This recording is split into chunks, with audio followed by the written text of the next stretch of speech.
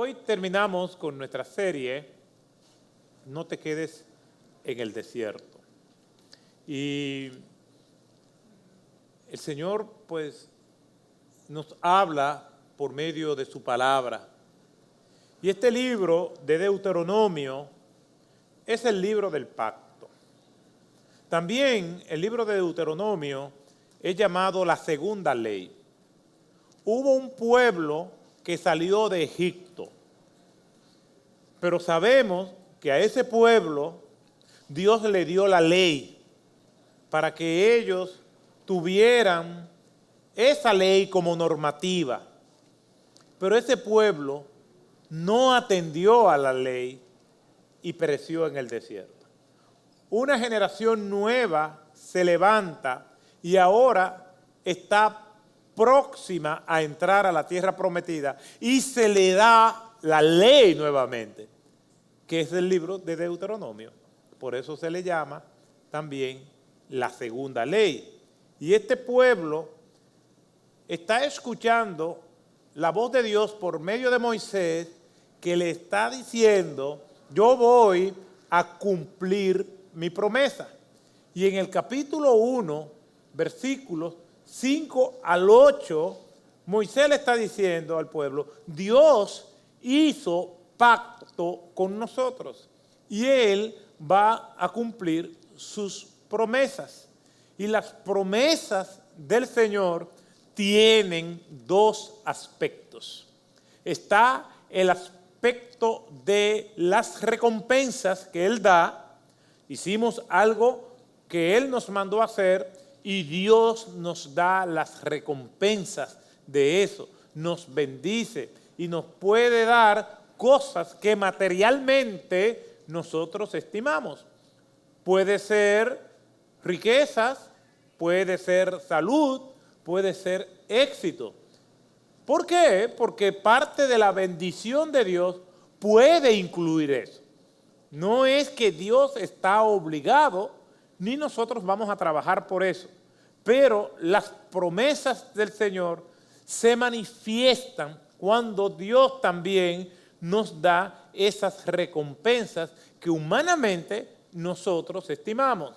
Dios le dice al pueblo hebreo: ustedes van a entrar y yo te voy a dar, ya en la tierra que les he prometido, yo le voy a dar a ustedes la capacidad de hacer riquezas. Y en el capítulo 8 de Deuteronomio dice: y bendecirás al Señor tu Dios por la buena tierra que te ha dado.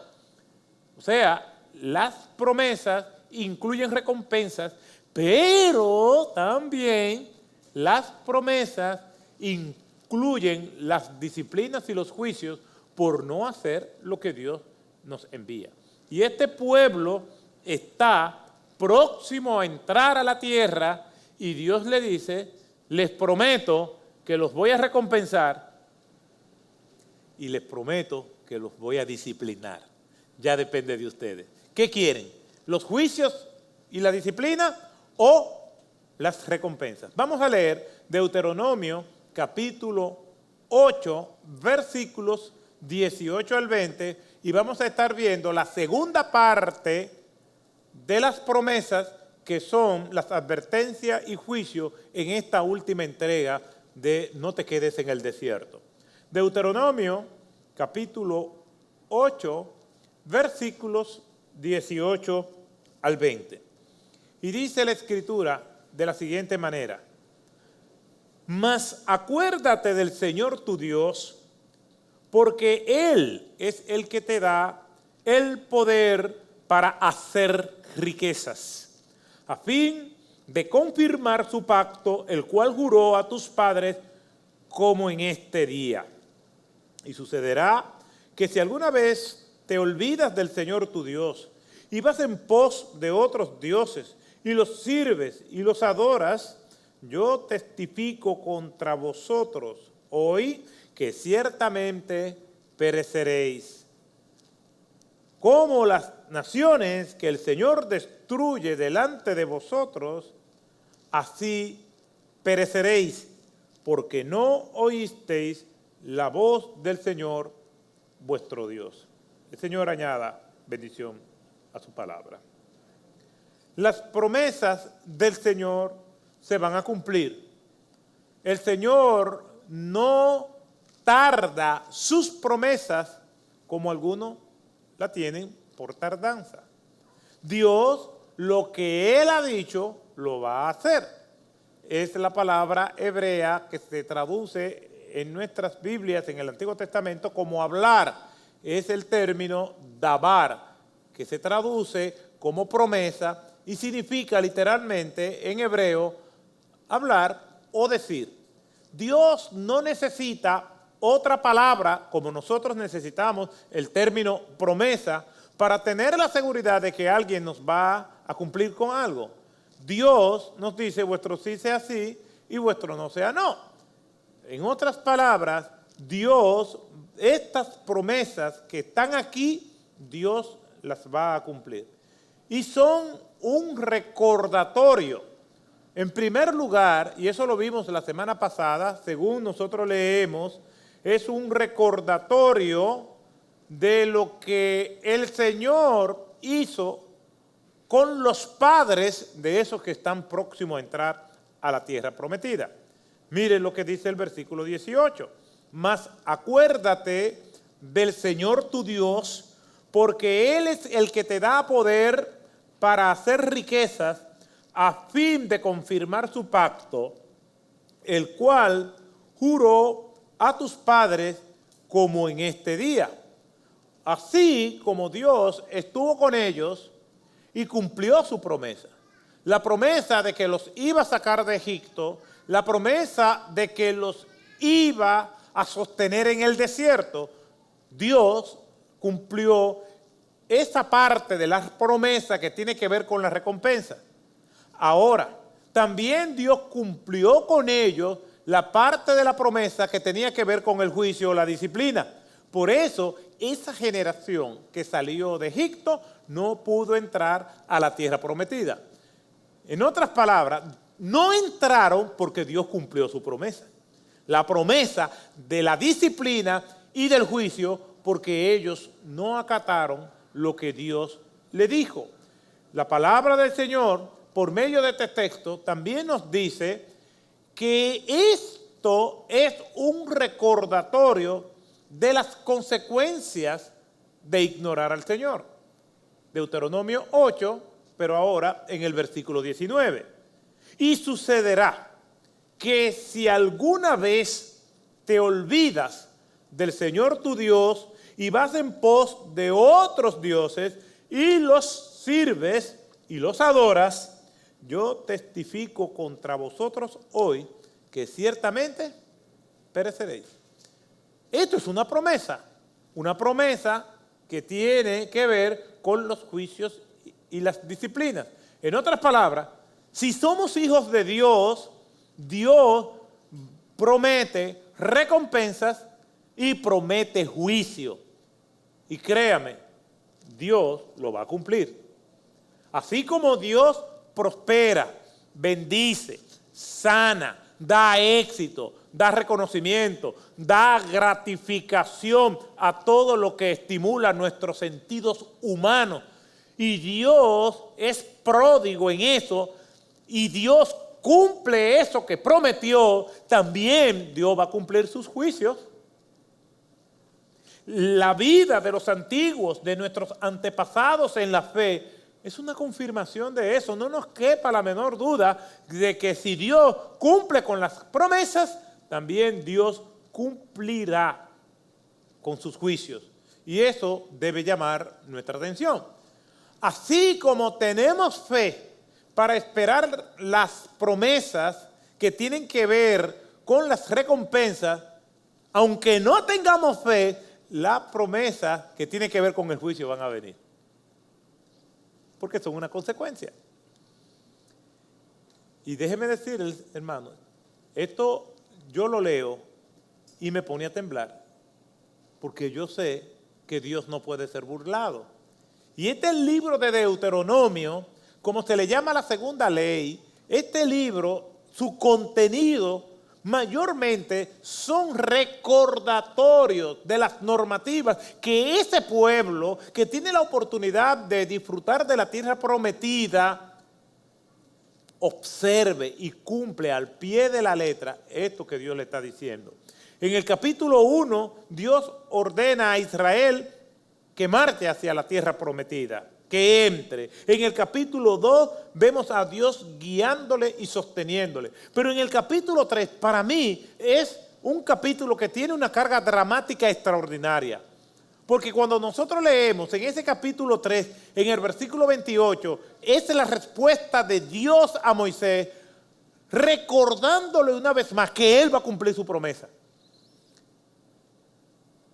Dios escogió a Moisés y dice la Biblia que no había hombre tan manso como Moisés en toda la tierra. Es una hipérbole que se emplea en el Antiguo Testamento para darnos a entender el carácter de Moisés. Pero nosotros sabemos que Moisés en ocasiones reaccionó impacientemente con ese pueblo que Dios mismo dice que es de dura cerviz. Pero no era el pueblo de Moisés, era el pueblo de Dios. Y aunque Moisés humanamente pudiéramos entenderlo, porque muchas veces nosotros reaccionamos como Moisés, tenemos que tener cuidado cómo nosotros reaccionamos con los demás, con nuestros hermanos. ¿Por qué? Porque no son hijos nuestros, son hijos de Dios. Nosotros no fuimos que creamos al otro. Es Dios el quien lo ha creado. Y como Moisés se enojó en gran manera con este pueblo, Dios le dijo: Moisés, tú no vas a entrar a la tierra prometida. Y a Moisés le dolía eso, porque como decimos nosotros, cogió mucha lucha con este pueblo. Y él soñaba con entrar a la tierra prometida. Y hasta desde el punto de vista humano decimos: wow, Dios debió darle un chance. Debió darle una oportunidad. 40 años ahí aguantándole a ese pueblo. Pero no era el pueblo de Moisés. Es el pueblo de Dios. Y las mismas promesas de sanciones que Dios le hizo al pueblo, también Moisés estaba incluido. Y en este capítulo 3, aquí vemos a Moisés en el versículo 26 pidiéndole, rogándole, implorando, clamando con su corazón abierto de par en par a ese Dios todopoderoso que le diera una oportunidad para entrar a la tierra prometida. Eso fue un diálogo que se había repetido varias veces, pero en esta ocasión Dios dice: basta, no me hables más de este asunto.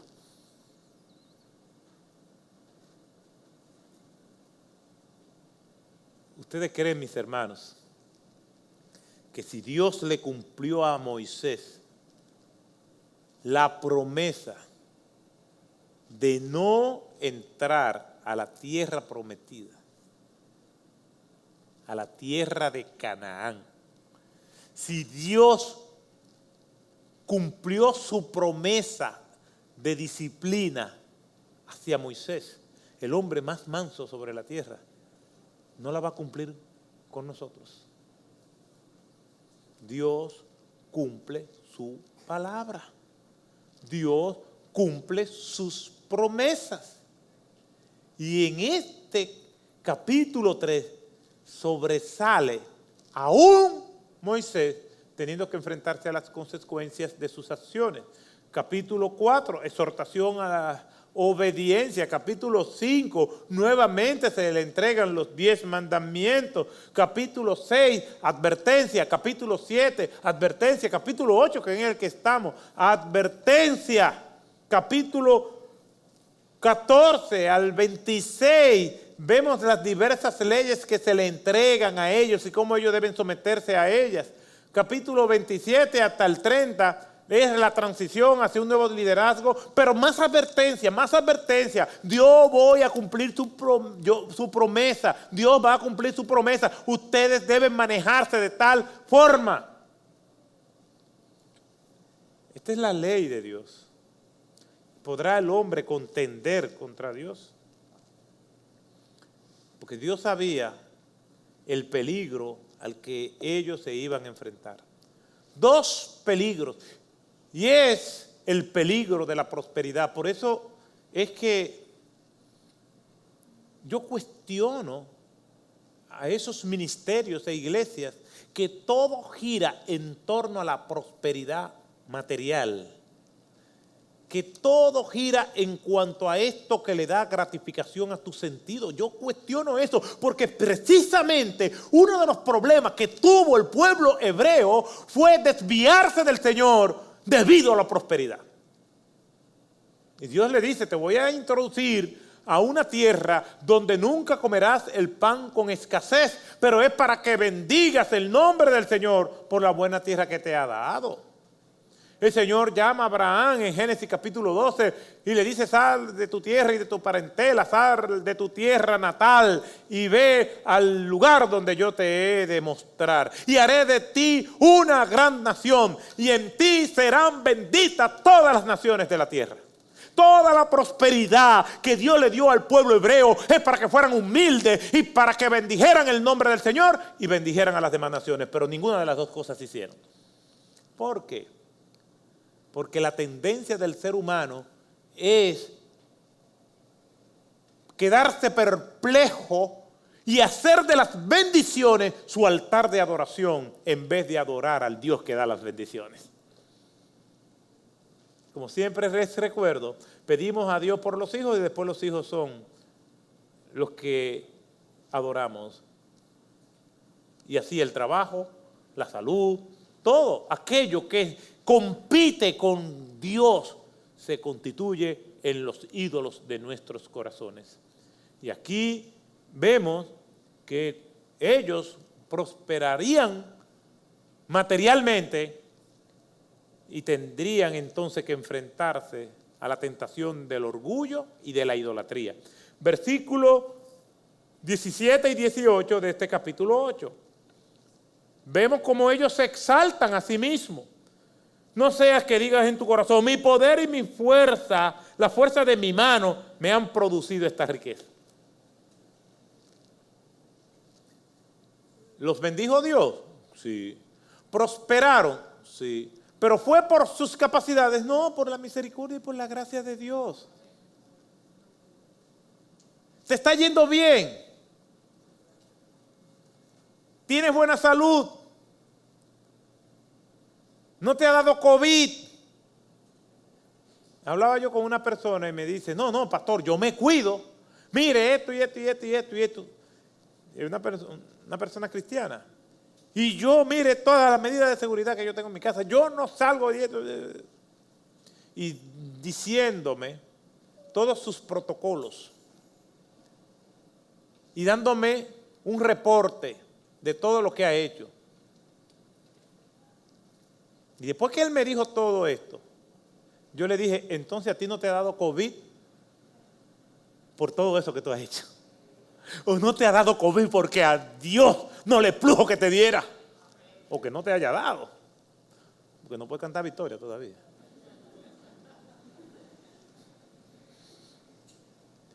Si no te dio, es por la gracia y la misericordia de Dios. Y si te dio, también es por la gracia y la misericordia de Dios. Todo es por el Señor. Todo tiene que ver con Él. Todo tiene que ver por su voluntad, por tu gobierno, por tu soberanía. Porque Él es el Rey y Él es el que tiene el control de todo lo que pasa de este lado del sol y de al otro lado del sol.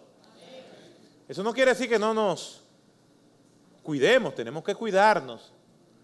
Pero si tenemos éxito por nuestras prevenciones y precauciones, es por la gracia y la misericordia de Dios. A Él le sea toda la gloria y toda la honra.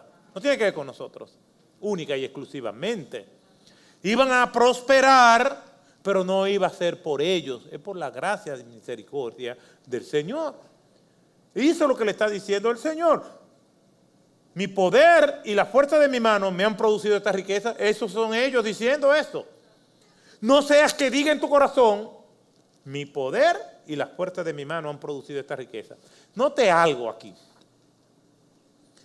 Y hay una expresión que llama la atención en el texto. No es que ellos lo estaban vociferando. No, nosotros hemos llegado hasta esta tierra y hemos prosperado por nuestras fuerzas. ¿Cómo es que dice el texto? No seas que diga en tu corazón. En otras palabras, no sea que lo pienses. Porque muchas veces decimos, no, la gloria de Dios, y por dentro, sí, pero yo me fajé. No, es que ni siquiera en tus pensamientos más íntimos pueda pensar en que te vas a apoyar en tu propia prudencia para tener éxito. Y si esos pensamientos vienen, los reprendemos en el nombre del Señor y debemos decirle, Señor, perdónanos, es por tu gracia. Porque siempre va a estar al acecho las tentaciones para hacer alianza con la tendencia de nuestro corazón hacia lo malo. Porque vamos a ser tentados a pensar y a creer que es por nosotros, pero nosotros vamos a resistir esa tentación y, como dicen algunos hermanos, mentira del diablo. Entonces, ellos se exaltaron a sí mismos, pero también insultaron a Dios. Transgredieron el nombre de Dios, blasfemaron el nombre de Dios. Versículos 19 y 20. Y sucederá que si alguna vez te olvidas del Señor y vas en pos de otros dioses y les sirves, ¿cómo puede ser posible esto? Pero los dioses a los que ellos sirvieron, que eran los dioses de Egipto, muy obvios, imágenes con distintas formas y representaciones, eran muy fáciles de detectar. ¿Y qué de los ídolos que hay en el corazón? ¿Y qué de los altares que nosotros tenemos por los rincones del alma? ¿Y qué de ellos? Nuestros progresos, nuestro orgullo, nuestra inteligencia, nuestro dinero, nuestros cuerpos. ¿Qué hay de eso? Dios nos ha salvado, nos ha bendecido, pero estamos cautivos y perplejos ante nuestras conquistas o nuestros talentos. O si la cuenta de banco ha crecido, nos estamos volviendo más dependientes de esa cuenta que del Señor.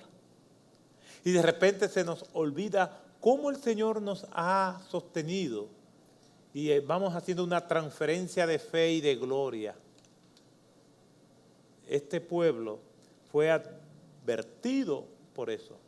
Robaron a Dios la gloria. Él es el que te da el poder, dice el versículo 18. Robaron a Dios su gloria y el derecho exclusivo de poseer vida. ¿Por qué? Porque siguieron a otros dioses, versículo 19. Y Dios se lo está advirtiendo. Imaginaron en su necedad que toda aquella prosperidad se debía a sus propios esfuerzos humanos. Versículo 17. Y digas en tu corazón, mi poder y la fuerza de mi mano me han traído esta riqueza. Yo lo he escuchado en testimonios de personas que dicen, sí, Dios me ha ayudado, pero también yo me preparé. En otras palabras, empedernidamente se resisten a darle toda la gloria a Dios. ¿Usted cree que usted está vivo porque usted se ha cuidado? ¿Usted cree que tiene lo que necesita para vivir en dignidad porque usted se fajó? Simplemente por eso. No, Dios nos usa, pero toda la gloria es de Él, no es de nosotros. Y si nosotros no honramos a Dios con nuestras responsabilidades, entonces Dios no va a obrar. Entonces eso es una paradoja, es una aparente contradicción. ¿Por qué? Porque bien es cierto que nosotros tenemos que ser responsables y diligentes. El alma de los diligentes será prosperada, dice la Escritura. Y eso es una verdad absoluta. Otra verdad absoluta, que Dios gobierna todo y Dios tiene control de todo y toda la gloria es del Señor. Y esa verdad también nosotros la entendemos, pero cuando la juntamos las dos parecen contradecirse. Porque si Dios es el que todo lo controla, entonces no importa lo que yo haga. No, tú y yo tenemos nuestras responsabilidades delante de Dios, de trabajar, de ser diligentes, y entonces Dios va a obrar. Y este pueblo entendía que por su poder y su fuerza, ellos estaban teniendo toda la bendición que ahora estaban ostentando. La glorificación de uno mismo es una transgresión siniestra, decadente, deplorable de parte nuestra. Nos hace creer que todo lo que tenemos es fruto de nuestro esfuerzo particular, poniendo a Dios a un lado. Nos incita a olvidar que separados de Él nada podemos hacer, como después diría nuestro Señor Jesucristo en Juan capítulo 15, versículo 5. Dios quiere toda la gloria, y al vivir para la gloria de Dios estamos siempre con el pensamiento fresco, siempre tenemos a flor de piel que todo lo que nosotros tenemos entonces por su gracia. Y lo podemos decir al revés. Si todo lo que tenemos es por su gracia, entonces todo es para la gloria del Señor. Y se lo está diciendo a este pueblo: no olviden lo que yo he hecho. Si lo olvidan, entonces tendrán que enfrentarse a las consecuencias. Así como yo he prometido darles recompensas, y esa recompensa tiene que ver con riqueza, con salud, con paz, con éxito, también voy a cumplir mis promesas de sancionarlos, de disciplinarlos y de enviar juicio. Las dos cosas están aseguradas. La obtención de una de ellas depende de ustedes. Dios nos dice lo mismo. Porque si a Moisés Dios le cumplió su promesa, también la va a cumplir con nosotros, porque Dios no hace acepción de personas, dice la Escritura. Y eso debe llevarnos a meditar. Aquellos que reconozcan que ese Dios al que nosotros servimos, ese Dios generoso y atento, cumple sus promesas de bendición, también cumplirá sus promesas de sanción. Lo va a hacer, porque yo, Jehová, no miento. Pero este pueblo, a pesar de todas las pruebas, se olvidaron de Dios. Olvidaron lo que Dios había hecho. Olvidaron lo que Él le había dado y olvidaron lo que Dios había dicho. Por eso, este capítulo 8 es una exhortación a no olvidar. Es más, toda la segunda ley, el libro de Deuteronomio, es un recordatorio a no olvidar lo que Dios ha hecho. Lo hizo con sus padres, lo va a hacer con ellos y lo va a hacer con nosotros. Nosotros conocemos el resto de la historia. Una de las ventajas de la fe es que nosotros sabemos cómo comienza la historia y cómo termina. Aunque en el medio hay episodios donde Dios parece ser derrotado, nunca es así, pero Dios triunfa. Como nos dice la Escritura, en 2 de Juan, capítulo 2, versículos 15 al 17. No améis al mundo, ni las cosas que están en el mundo. Si alguno ama al mundo, el amor del Padre no está en él. Porque todo lo que hay en el mundo, los deseos de los ojos y los deseos de la carne, no provienen del Padre, sino del mundo. Y el mundo pasa y sus deseos, mas el que hace la voluntad de Dios permanece para siempre. En otras palabras, el que hace la voluntad de Dios triunfa. Reina, gobierna con Él eternamente y para siempre. Pero nosotros conocemos la historia, la triste historia, porque no encuentro otro adjetivo que no sea ese, la triste historia del pueblo hebreo. Dios le dio evidencias indubitables, palpables de su grandeza, de su gloria, de su poder.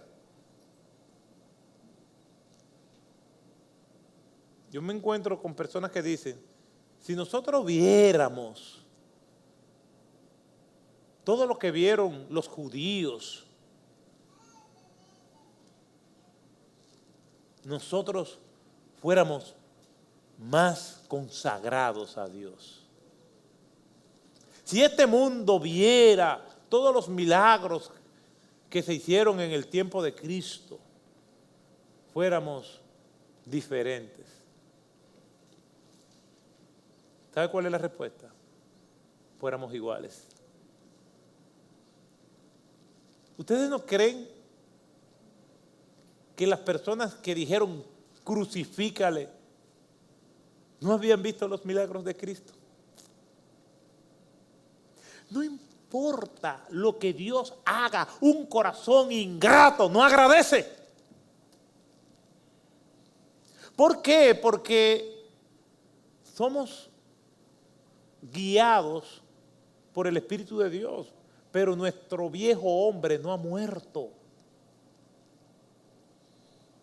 Y muchas personas llegan a un punto que hacen una alianza, un maridaje tal con su pecado, que comienzan entonces a negociar.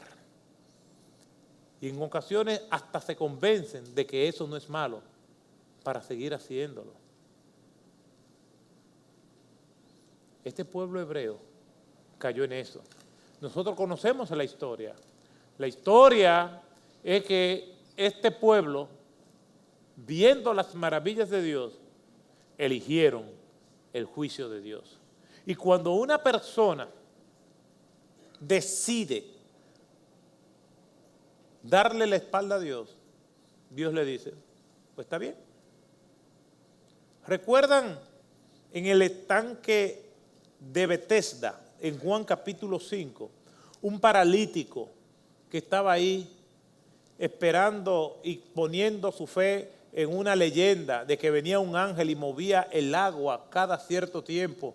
Y el primero de todos esos enfermos que se metía en el estanque cuando el agua todavía estaba moviéndose, se quedaba sano. Eso no era que sucedía así, era lo que ellos creían. Y Juan, como un buen historiador, no interpreta, simplemente relata lo que la gente creía. No era que Dios hacía eso. Dios no juega con la dignidad de la gente. ¿Ustedes se imaginan eso? Que Dios le diga al ángel, mira, están durmiendo, ven, mueve el agua. Y venía el ángel, movía el agua y se iba. Y el primero que se metía cuando el ángel estaba, después de haber movido el agua, ese se sanaba. Ese no es Dios. Lo que los expertos dicen, y yo, aunque no soy un experto, sí creo que eso es lo correcto.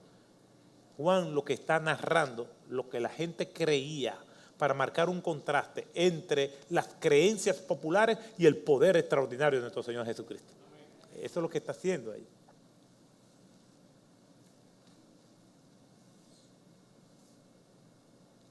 Y el Señor llega a aquel lugar donde había una multitud, dice Juan capítulo 5.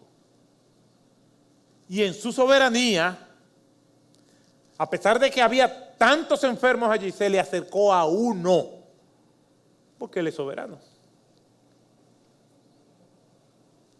Y quiso prodigar gracia en ese que está ahí. ¿Es injusto? No, porque todos están enfermos. Y si Él quiere dar gracia a uno, pues es un acto de bondad. Y recuerdan la pregunta que le hizo a ese paralítico que estaba ahí. Jesucristo se le acercó y le dijo, ¿quieres ser sanado? Yo hace años, cuando leí esta historia, que ni era pastor, yo decía, pero ¿por qué le preguntan? Tiene 38 años en esa condición infrahumana de vida. Y Jesús le dice, ¿quieres ser sanado? ¿Cómo que si quiero ser sanado? Después entendí que hay personas que no quieren ser sanadas. que hay personas que no quieren salir del desierto. Y este pueblo hebreo, a pesar de tantas manifestaciones del poder de Dios, siguieron por los caminos de su caprichoso corazón. Conocemos la historia y vemos las consecuencias. El apóstol Pablo, en el capítulo 1 del libro de los Romanos, nos dice que cuando las personas que no tienen a Dios y no quieren saber nada de Dios, que están impacientes del gobierno divino, insisten en andar por sus caminos, Dios le dice, pues está bien, los entrega. Ustedes quieren sus caminos, anden en sus propios caminos. Y dice la Escritura que Dios los entregó, es decir, le quitó la protección. ¿Alguno de ustedes ha hecho planes de pecar? Yo lo he hecho. No es mi práctica, pero a veces yo he planificado tal o cual cosa. Y en el camino Dios dice, ¿qué estás haciendo? Pero si yo insisto, Dios dice, bueno, pues entonces hazlo.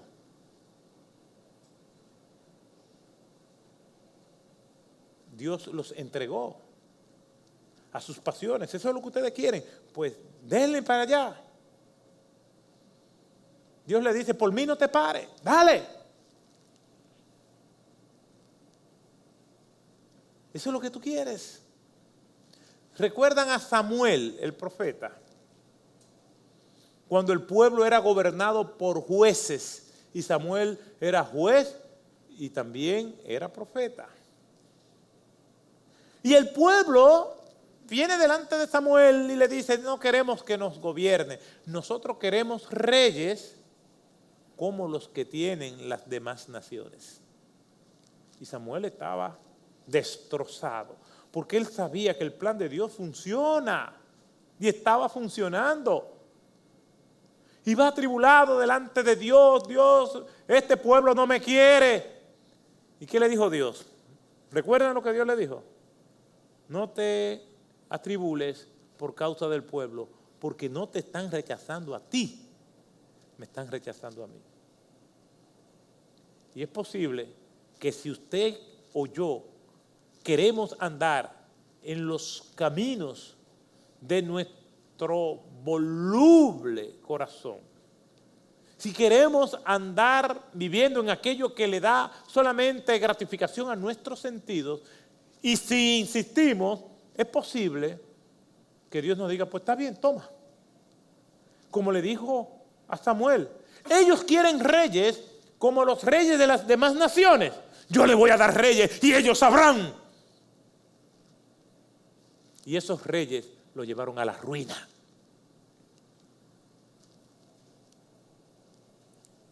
Y la historia así lo confirma.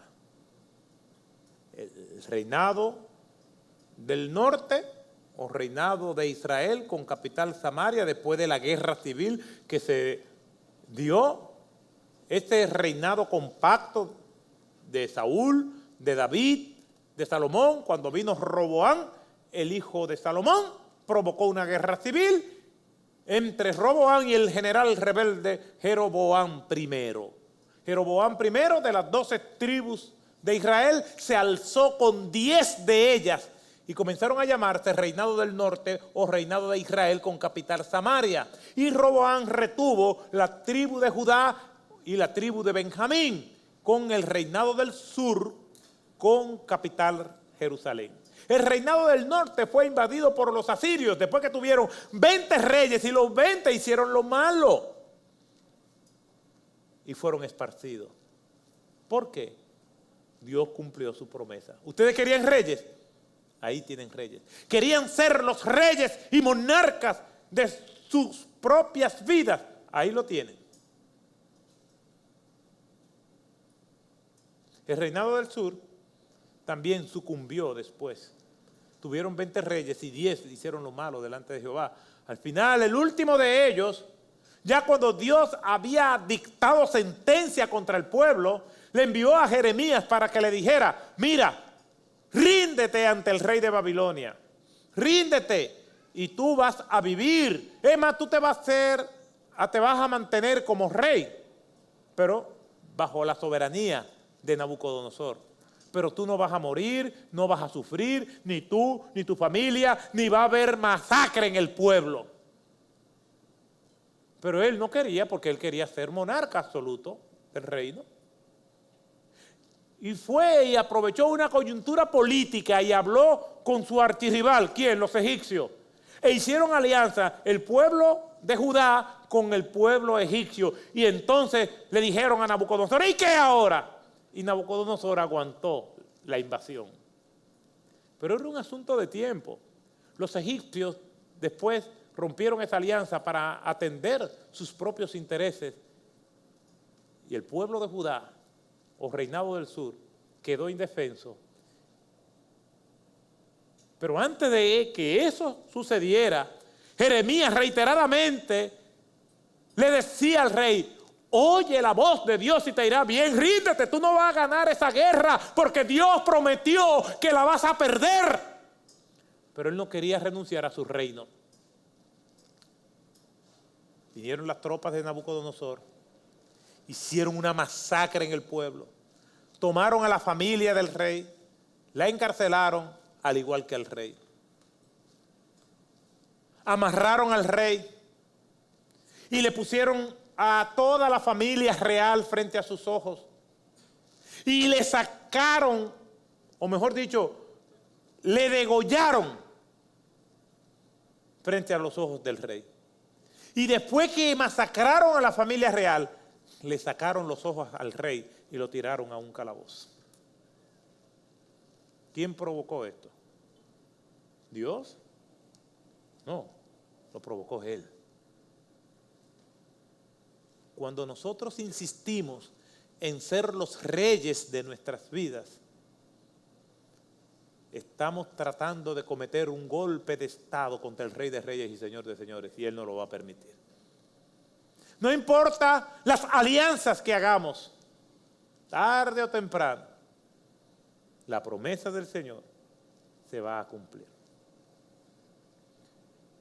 No valió que primero tuvieran 400 años de esclavitud en Egipto. No valió que estuvieran 40 años en el desierto. Después cae el imperio o el reinado del norte por los asirios. Después están 70 años cautivos en Babilonia. Hasta tal punto que el profeta Jeremías, cuando escribe las lamentaciones, hablando acerca del pueblo hebreo, en ese capítulo 1 del libro de las lamentaciones, dice, ¿cómo ha caído la populosa ciudad? La grande entre las naciones ha sido hecha tributaria, amargamente llora de día y de noche y no hay quien la consuele entre todos sus amantes. Una manera poética y descriptiva para decir cómo tenían el alma partida en 1000 pedazos por la invasión. Después viene el imperio medo-persa. Después viene el imperio griego. Imperio tras imperio y la opresión, el yugo sobre ellos.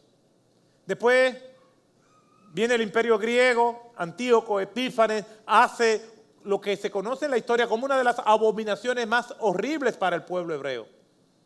Llega hasta la ciudad de Jerusalén, llega al templo, pasa el atrio de los gentiles, donde los que no eran judíos solamente podían estar allí. Se acerca al lugar santo donde solamente podrían entrar los sacerdotes. Y no solamente llega al lugar santo, sino que llega hasta donde solamente podía entrar el sumo sacerdote una vez al año. Llega hasta el lugar santísimo. Y allí coloca un cerdo en el altar del sacrificio y lo sacrifica y todos sus restos lo esparce por todo el templo. Querían reyes, ahí tienen reyes. Dios cumplió su promesa. Hubo una rebelión, la rebelión de los macabeos, y ellos obtienen una independencia efímera. Pero después viene el general Pompeyo e invade a la ciudad de Jerusalén y sofocan cada sedición y revuelta, hasta que en el año 70 viene el general Tito Flavio y barre con la ciudad de Jerusalén. Quema el templo y los judíos son esparcidos y son sacrificados y son perseguidos. Luego, junto con los cristianos, en el año 64, antes de Tito Flavio, también hubo una persecución, pero esa persecución se mantuvo contra los cristianos, pero también contra los judíos. Ellos querían reyes, ahí están teniendo sus reyes. La palabra de Dios nos dice que Dios cumple su promesa. Según Flavio Josefo, más de 1 millón de judíos de todas las edades fueron inmolados sin misericordia durante ese año 70. De todas las edades, y unos 100,000 sobrevivieron.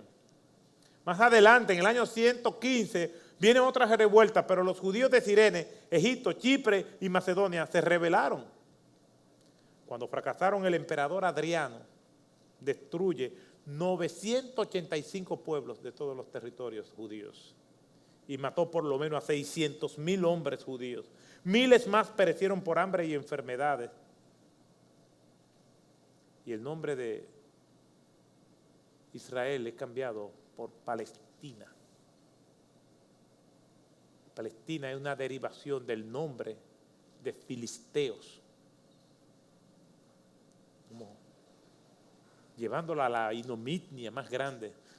Le voy a poner el nombre de su tierra, o le voy a llamar a su tierra por el nombre de sus enemigos.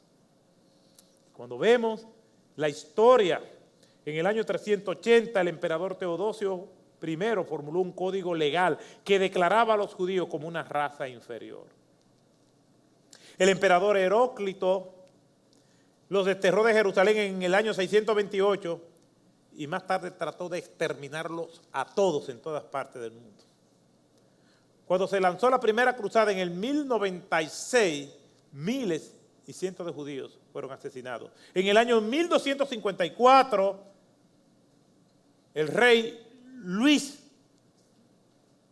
IX expulsó a los judíos de Francia.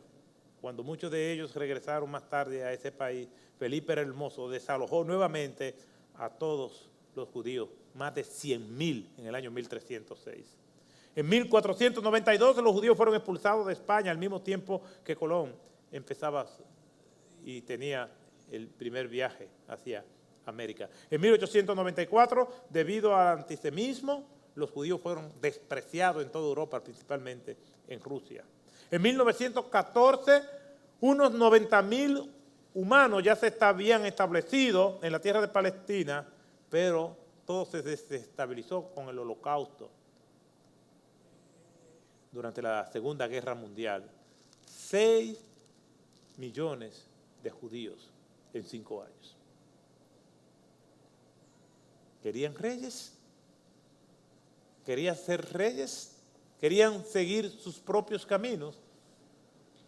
Dios entonces los dejó. Lo peor que nos puede pasar a nosotros es tener un éxito relativo viviendo de espalda a Dios. Lo peor que nos puede pasar es la impunidad divina. Porque la impunidad estimula la desobediencia. Si siendo infieles al Señor nos va bien, es el peor juicio que hay. Porque al reinado de Judá le fue bien cuando hizo alianza con Egipto, pero fue un bienestar corto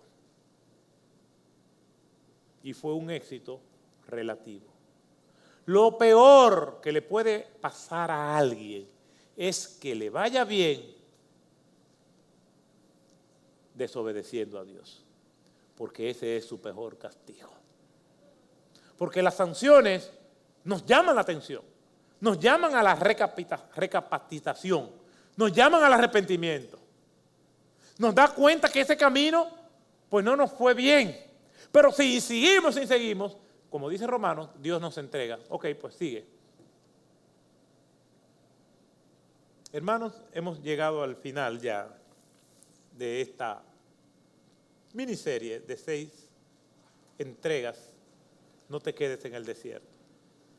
Por un lado está la promesa de la bendición, de la recompensa, y por otro lado está la promesa del juicio y la disciplina. Las dos están ahí. Nos toca a nosotros decidir por cuál de las dos vamos a vivir. Cierre sus ojos. Si Dios ha hablado a tu corazón, si hay situaciones que arreglar en mi vida o en tu vida,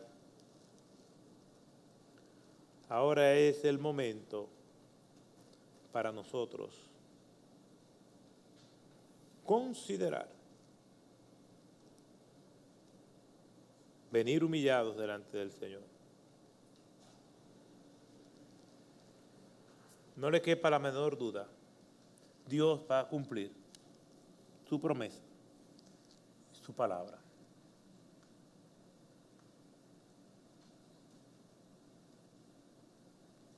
Dios va a cumplir con lo que Él ha dicho.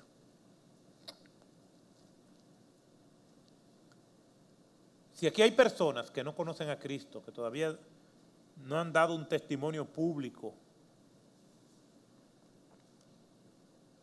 de Cristo, de que van a vivir para Él, no solamente arrepentirse de sus pecados, sino que Cristo sea el Señor de sus vidas. O si usted está viendo esta transmisión por algún otro lugar y quiere que Cristo sea el Salvador de su vida, partiendo de que somos pecadores y que necesitamos arrepentirnos de nuestros pecados, y usted está dispuesto a pedirle perdón al Señor,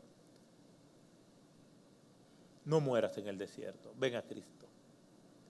Si aquí o en alguna de las áreas de circuitos cerrados hay personas, o en algún lugar de esta transmisión, en otro país, en otro pueblo, que vienen meditando en esto y el Señor le habló y quieren reconciliar su vida con el Señor, venga el Señor ahora.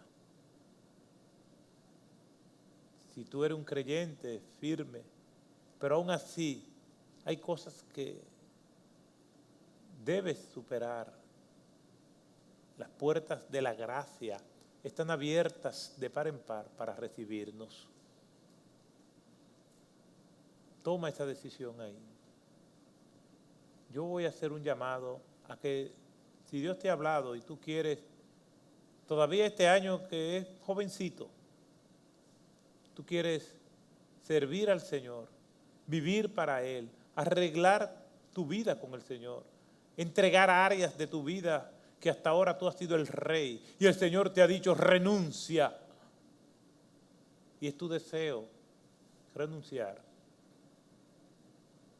Aquí te puedes poner de pie, en un área del circuito, de los circuitos cerrados también te puedes poner de pie. No tienes que pasar al frente. Esta es una oración pública y un compromiso público. Ponte de pie. Si Dios te habló y tú quieres entregar tu vida al Señor respondiendo al llamado del Señor, ponte de pie. Si tú no tienes nada que arreglar, entonces te puedes quedar sentado. Pero hacemos compromiso con el Señor de que no queremos perecer en el desierto. Yo voy a hacer esta oración por aquellos que están viniendo al Señor en conversión, en reconciliación, y en pacto con el Señor de vivir para Él. Si Dios te habló y tú tienes algo o varias cosas en tu vida donde tú le dices al Señor, lo pongo en tus manos. Yo no quiero morir en el desierto. Yo no quiero que esta pequeña cosa o esta gran cosa me impida vivir en tus propósitos. Yo hago compromiso contigo de que este año será mi año. Yo también hago compromiso con el Señor y doy un paso al frente,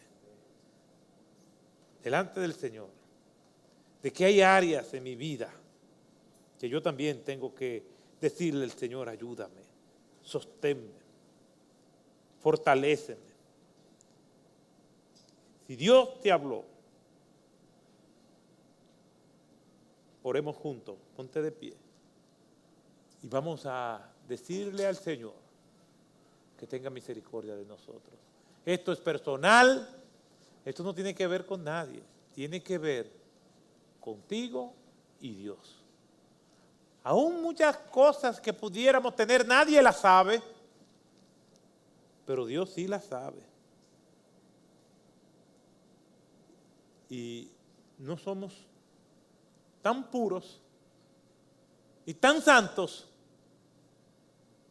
como para no hacer este compromiso con el Señor, porque la palabra de Dios dice que el que dice que no tiene pecado hacia Dios mentiroso. Siempre hay áreas donde Dios necesita o donde nosotros necesitamos decirle a Dios, ven e invade ya lo que tú quieras, Señor.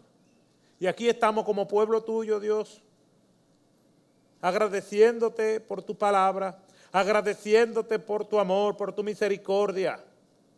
Perdónanos por nuestro orgullo, perdónanos por nuestras apariencias, perdónanos por querer aparentar que todo está bien, perdónanos por estar más abocados a las tradiciones que a tu palabra.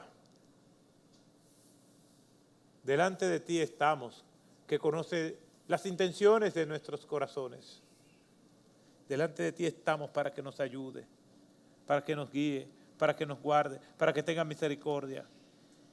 Públicamente, Señor, te decimos, ayúdanos, porque separados de ti nada podemos hacer. Ayúdanos. Podemos ser talentosos e incluso falsificar el respaldo tuyo, pero no queremos ser así, queremos ser auténticos y queremos depender de ti única y exclusivamente. Aunque nadie nos conozca, aunque nadie nos reconozca, queremos vivir para tu gloria y tu honra. Ayúdanos, Padre. Dirígenos. Salva, reconcilia, bendice nuestras vidas. Bendice nuestra iglesia, bendice nuestro país y guárdanos, Señor. En el nombre de Jesús. Amén.